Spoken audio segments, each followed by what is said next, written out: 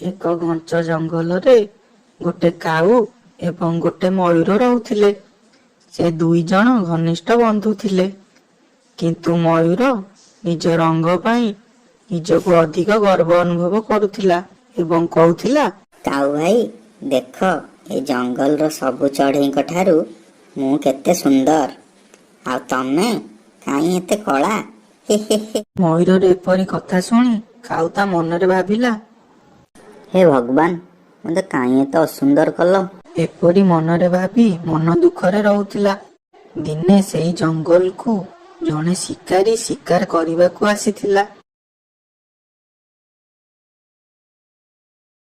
ହଠାତ୍ ତାର ନଜର କାଉ ଏବଂ ମୟୂର ଉପରେ ପଡ଼ିଲା।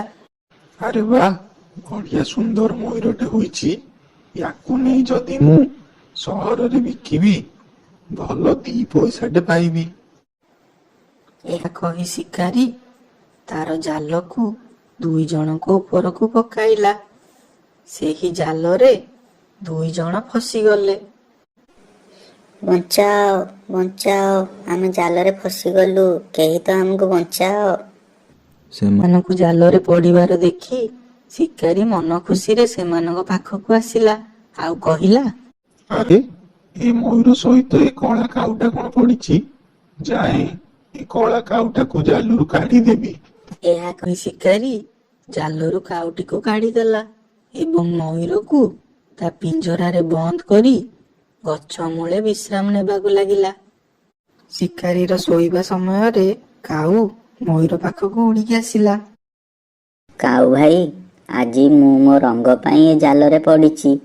ମୁଁ ମୋ ଭୁଲ ବୁଝିପାରିଛି। ମୋର ଯଦି କିଛି କଥା ତୁମର ମନକୁ କଷ୍ଟ ଦେଇଥାଏ, ତାହେଲେ ମୋତେ କ୍ଷମା କରିବ। ପିଲାମାନେ, ଆଜିର ଗପରୁ ତମେମାନେ କଣ ଶିକ୍ଷା ପାଇଲ? ମ୍ୟାଡାମ, ଆମେ ଏହା ଶିକ୍ଷା ପାଇଲୁ, ଶିକାରୀକୁ ଦେଖିଲେ ଗଛରୁ ଓହ୍ଲିକି ପଳେଇବ। ଆରେ ନାଇଁରେ ବୁବୁ, ଆମେ ଏଥିରୁ ଶିକ୍ଷା ପାଇଲେ ପ୍ରତ୍ୟେକଙ୍କ ପରିଚୟ ତାଙ୍କ ଶିକ୍ଷାରୁ, ସୌନ୍ଦର୍ଯ୍ୟରୁ ନୁହେଁ। ପିଲାମାନେ, ଆମର ଯଦି ଏଇ ଭିଡ଼ିଓ ଆପଣମାନଙ୍କୁ ଭଲ ଲାଗିଛି, ତାହେଲେ ତଳେ ଥିବା ସବସ୍କ୍ରାଇବ୍ ବଟନକୁ ଚିପି ଆମ ଚ୍ୟାନେଲକୁ ସବସ୍କ୍ରାଇବ୍ କରନ୍ତୁ।